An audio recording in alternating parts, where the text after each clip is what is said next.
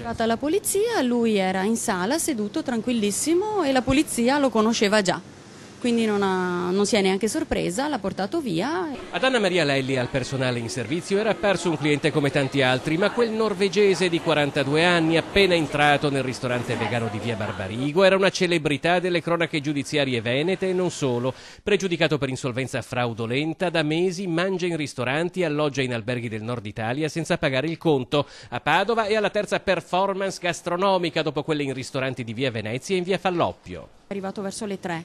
Ed è stato qua tutto il pomeriggio chiedendo cose molto particolari da intenditori come birre biologiche, tante informazioni sui prodotti, quindi sembrava anche una persona esperta insomma, in questo campo.